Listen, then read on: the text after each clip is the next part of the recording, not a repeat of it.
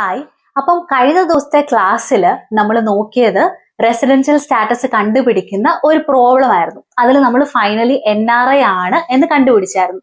അപ്പം ഇന്നത്തെ ക്ലാസ്സിൽ നമ്മൾ സെക്കൻഡ് പ്രോബ്ലം ആണ് നോക്കാൻ പോകുന്നത്.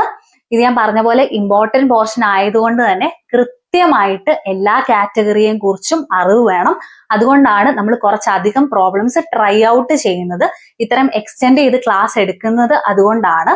അപ്പം ഇന്നത്തെ ദിവസത്തെ പ്രോബ്ലം എന്ന് പറയുന്നത് Mr. Rajiv, an Indian citizen, returned to India permanently on 1st April 2024 after working abroad for 5 years.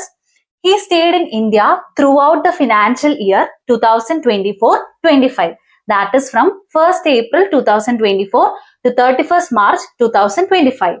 His stay in India during the last 7 previous year before 2024-25 was as follows: 2017-18 200 days, 2018-19 210 days, 2019-20 190 days, 2020-21 150 days, 2021-22 90 days, 22-23 he hasn't stayed in India, 2023-24 he hasn't stayed in India.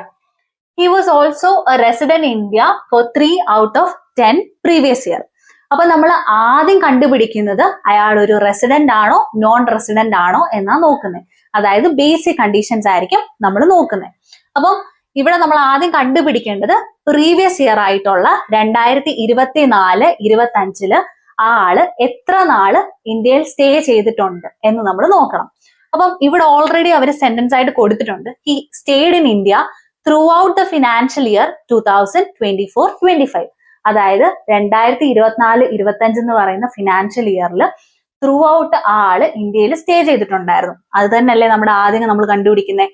2024-25 അതായത് previous ഇയറിൽ ആള് എത്ര നാൾ നിന്നിട്ടുണ്ട് ഇന്ത്യയിൽ എന്നാണ് നമ്മൾ ആദ്യം നോക്കുന്നത്. അപ്പൊ ഇവിടെ എൻറ്റയർ ഫിനാൻഷ്യൽ ഇയർ സ്റ്റേ ചെയ്തിട്ടുണ്ട് എന്ന് പറയുമ്പം 365 ദിവസവും ആള് സ്റ്റേ ചെയ്തിട്ടുണ്ട്.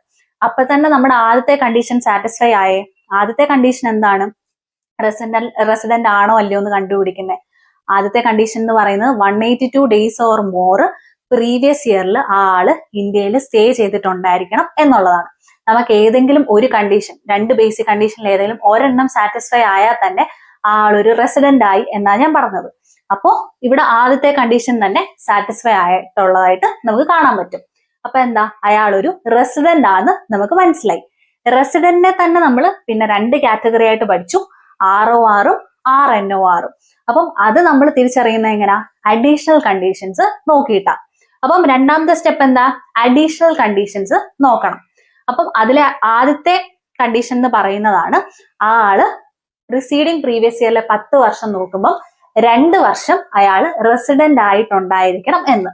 ക്വസ്റ്റ്യനിൽ തന്നെ കൊടുത്തിട്ടുണ്ട് he was also a resident in India for 3 out of 10 previous year എന്ന്. അപ്പം 3 വർഷം ആള് റെസിഡന്റ് ആയിട്ടുണ്ട് എന്ന് ഓൾറെഡി ക്വസ്റ്റ്യനിൽ തന്നെ പറഞ്ഞിട്ടുണ്ട്. അപ്പൊ എന്ത് പറ്റി? 2 out of 10 years എന്ന് പറയുന്നതിനെക്കാട്ടിലും കൂടുതൽ, അതായത് 3 years ആള് സ്റ്റേ ചെയ്തിട്ടുണ്ട്. അപ്പം അഡീഷണൽ കണ്ടീഷനിലെ ആദ്യത്തേത് സാറ്റിസ്ഫൈ ആയല്ലോ. പിന്നെ രണ്ടാമത്തെ കണ്ടീഷൻ നോക്കണം. രണ്ടാമത്തെ കണ്ടീഷൻ എന്ന് പറയുന്നത് പ്രിസീഡിങ് പ്രീവിയസ് ഇയർ നോക്കുമ്പം 730 ദിവസം ആള് ഇന്ത്യയിൽ സ്റ്റേ ചെയ്തിട്ടുണ്ടായിരിക്കണം എന്നതാണ് പറഞ്ഞിട്ടുള്ളത്. അപ്പം ഇവിടെ നമ്മൾ നോക്കുമ്പം ഇവിടെ ഓൾറെഡി ഡേയ്സ് കൊടുത്തിട്ടുണ്ട്. 2024-25 മുമ്പത്തെ 7 വർഷത്തെ നോക്കുമ്പോഴത്തേക്കും ഇത്രയും ഡേയ്സുകൾ കൊടുത്തിട്ടുണ്ട്. ഇത് മുഴുവനോട് ആഡ് ചെയ്യുമ്പോഴത്തേക്കും 840 ഡേയ്സ് ആയിട്ടാണ് നമുക്ക് കണക്കാവുന്നത്. അപ്പൊ എന്ത് പറ്റി? ഇവിടെ 730 ഡേയ്സ് നിന്നാ മതി എന്നായിരുന്നു കണ്ടീഷൻ. പക്ഷെ മൊത്തം 840 ഡേയ്സ് സ്റ്റേ ചെയ്തതായിട്ട് നമുക്ക് മനസ്സിലായി. അപ്പൊ എന്ത് പറ്റി? രണ്ടാമത്തെ കണ്ടീഷനും സാറ്റിസ്ഫൈ ആയതായിട്ട് നമുക്ക് മനസ്സിലാവും. അപ്പൊ എന്ത് പറ്റും? ഇവിടെ നമ്മൾ അഡീഷണൽ കണ്ടീഷൻസ് രണ്ടും നോക്കാനുള്ള കാരണം എന്താന്ന് വെച്ച് കഴിഞ്ഞാൽ അഡീഷണൽ കണ്ടീഷൻസ് രണ്ടും സാറ്റിസ്ഫൈ ആയാൽ ആള് ROR ആണ്. ഏതെങ്കിലും ഒരെണ്ണേ സാറ്റിസ്ഫൈ ആകുന്നുള്ളൂ എന്നുണ്ടെങ്കിൽ RNOR ആണ്. ബേസിക് കണ്ടീഷൻ ഒരെണ്ണം സാറ്റിസ്ഫൈ ആയാൽ തന്നെ അയാൾ ഒരു റെസിഡന്റ് ആണെന്ന് പഠിച്ചു. അതുകൊണ്ടാണ് നമ്മൾ രണ്ടാമത്തെ കണ്ടീഷൻ നോക്കാഞ്ഞത്. ഇവിടെ പക്ഷെ നമ്മൾ രണ്ടും നോക്കുന്നത് ആൻഡ് കണ്ടീഷൻ ആയതുകൊണ്ടാണ്. രണ്ടും നോക്കി രണ്ടും ഉണ്ട് എന്നുണ്ടെങ്കിൽ ആള് ROR ആണ്. ഒരെണ്ണം മാത്രം ഉള്ളെങ്കിലാണ് RNOR ആയിട്ട് മാറുന്നത്. അതുകൊണ്ട് രണ്ടാമത്തെ നോക്കിയപ്പോഴും അതും ആള് സാറ്റിസ്ഫൈ ആകുന്നുണ്ട്.